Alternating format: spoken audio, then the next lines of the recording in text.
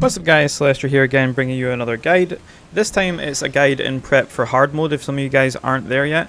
This will make it slightly easier and it will make your hard mode run fairly quick as well. So basically, just to preface this, when I did hard mode I ran through it in about 6 hours, which is kind of crazy considering how big this game is. So I'm going to show you a few tips and I'm going to explain kind of what equipment you need and what things you want to avoid doing in this. So let's get right into it. So the first thing we want to get before we start hard mode is the Genji armor. So you can make the gloves, the earrings and the ring. This is pretty much like very end game content if you've done like easy mode or normal mode and you've done all of the Pro Relic stuff and you've done Gilgamesh. And to craft these, it's not actually too hard. So you get the items from hard mode. But what I did was I just reloaded one of the chapters on hard mode and then just jumped to those enemies and beat the enemies. So things like Quetzalcoatl, the Marlboro Tentacle, the other items that you need, they're all from just the area boss. So you know how when you've done all of the enemies in the area, then basically you get the big area boss like the Jabberwock or the Marlboro or Quetzalcoatl. They are the ones that give you these items. And on hard mode, they're not actually too much more difficult than their normal counterparts, as long as you know how to kill them normally. So I jumped into that and got these items much quicker. So you've got the Zoo and the Wretched Robe from King Tonberry as well, but pretty easy enemies to kill. And the Pirate Jetsam is actually from the part that you saw at the very start there. So you go around after you've done all the quests. So this is basically like very end game stuff. Like I said, you should have done everything at this point. Done all the quests, all the side quests, all that sort of stuff. And you should have the compass from doing the legendary pirate thing, which allows you to find Pirate Jetsam. So I'll show you how that actually works here. So when you see this on the sea, this is one of the Pirate Jetsams.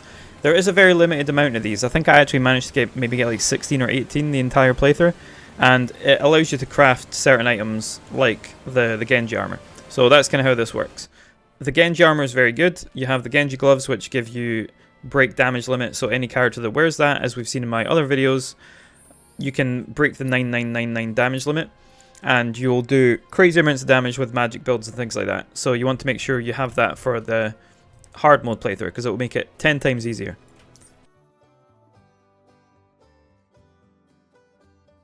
Okay, so the next item you'll want for your hard mode playthrough, just to make it a little bit easier, is the Gdamarun. This is the item you get for defeating the rulers of the outer worlds. I know that's also very hard to do, but what I did when I first played through this, like I said, I did everything. Every side quest, every VR mission, all of that, without getting any folios, apart from the ones for killing like Quetzalcoatl and stuff in hard mode. And I managed to do the rulers of the outer worlds, and there's a lot of videos on my channel that kind of show off how to, well there's two, but there will be more, how to show off how to beat them pretty easily. But once you have this makes hard mode 1,000 times easier because every battle you jump into, you've got a free limit break that you can just fire off and do mad damage.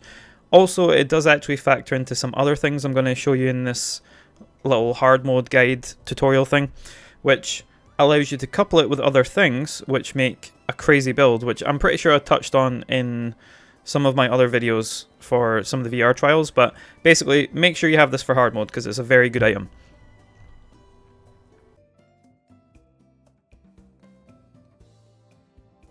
So next tip for starting hard mode is make sure you craft the Enhanced Expeditionary Medal. This actually works hand in hand with the Gdamarun, which allows you to siphon limits from other characters. So the way this works is, this increases your level of your limit to maximum at the start of the fight. And for those of you who don't know, Aerith's 3rd level limit actually gives limit to other characters. And in conjunction with the Gdamarun, this makes for some pretty broken battles. So for the most part, when I didn't actually have the broken wind build during my hard mode playthrough, I just used this. And it allowed me to blast through a bunch of bosses without really having much materia equipped.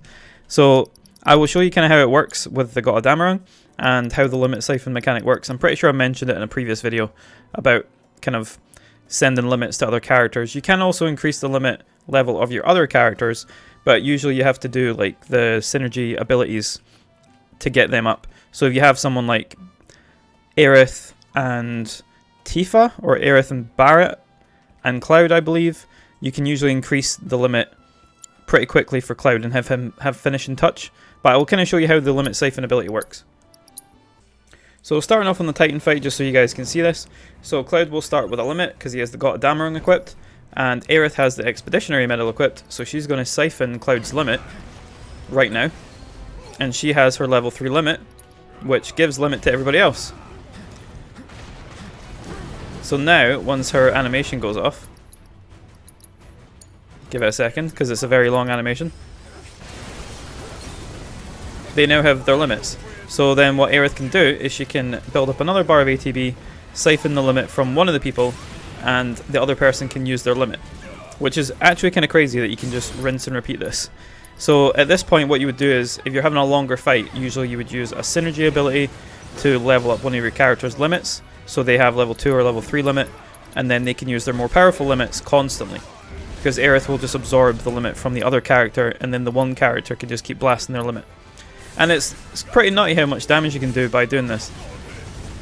I will actually show you a video of me doing certain challenges with this, because it's actually a pretty broken mechanic. I was going to use it for the Rulers of the Outer Worlds, but I found it was just a little bit too slow.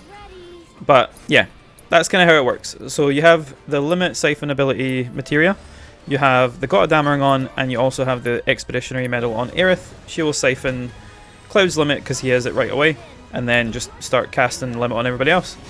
Easy as that. And like I said, in hard mode, this is a godsend. Doesn't really work near the end of the game, as you probably know, but for the most part you can use it.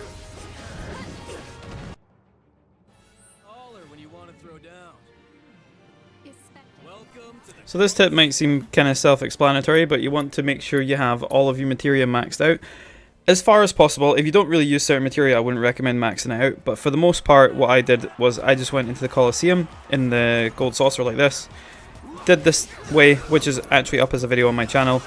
Someone actually mentioned it's probably best to not kill the last person, but it's really tricky to not kill all the enemies when you do it this way. And then when you get to the next round, all you do is quit and restart. But yeah, you want as much materia as you have maxed out, because what happened to me when I was playing through hard mode was I was getting really annoyed with the fact that I had to keep swapping materia between characters. So I had a specific build that I really liked on all 3 of my characters. But every time you go to the next chapter or something happens in the game's like, okay, so now you're playing Tifa now, and now you're playing Aerith, now you're playing Kate Sith, now you're playing Barret Aerith and Kate Sith, now you're playing as Red and Barret.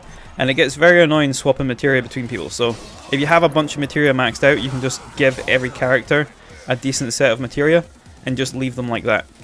Because it will get very frustrating swapping materia between characters. You can make a pretty decent build with what materia you have in the game, because you have multiples of wind, fire, ice. You have a lot of things like the magic efficiency materia. You only have one swift cast, so you can only really give that to one person. But there's a lot of HP, MP plus, things like that. As long as they're all maxed out, you don't really need to worry about your other characters. When I actually got to the end of hard mode, the thing that happened to me was a lot of my characters didn't have materia, so I was fighting the last boss on hard mode with no materia because I was trying to keep special characters with certain builds.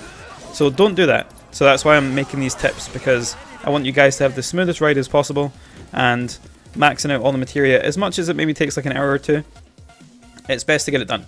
There is other methods for farming the materia, but if you've only got a few to level up, this is probably the most efficient method. Because I had only the large ones left to do, like swift cast and things like that, and those are usually the ones you want to max out in the arena. It does work for other materia as well, but obviously you only have 2 characters here, and if you're going to max out as much materia as possible, there probably are better methods, but to be fair, I maxed out my materia in a couple hours by just doing this method. Putting on a couple YouTube videos and just blasting away this, repeating the same process. Hopefully it does help.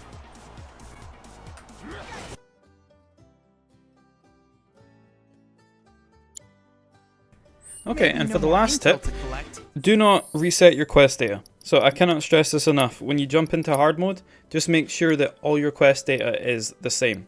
So when you go to chapter 1, retain the current quest completion data.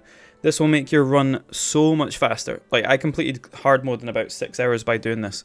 If you want to complete the quest later on, you can just jump back into chapter 12 where you've got all the characters and just restore the previous completed quest data, which is what I'm doing. So I'm going and getting all the manuscripts that I missed, because there's a few from hard mode specific quests from the actual like side quests.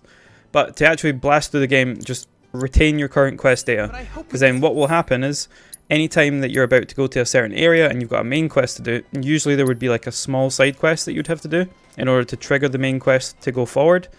Like, for example, picking up the greens for Billy and things like that, and it skips most of this. And as an added point, the same thing with Zack, where if you go into the system and go to extra settings, you can actually turn off his parts as well, so you can skip his world apart scenarios. So you don't actually need to go through that either, so it makes the game 1,000 times quicker. You just skip all the cutscenes and you're able to go through the game in a decent amount of hours compared to what you would normally, and then you can do all the hard mode stuff afterwards. And that's it for my 5 hard mode tip, guys. If you like this video, let me know in the comments below, leave a like, share the video, and also subscribe if you haven't already, because I am doing a bunch of these videos. I'm probably going to do some boss videos for hard mode as well, but I just wanted to get 5 tips out there because these actually really helped me when I was playing through the hard mode version. And hard mode compared to the VR missions is super easy, so if you're like me and you did all the VR missions before going into it, hard mode is a breeze. But hopefully it's been helpful. You guys have a great day, and I will see you in the next video. Bye bye!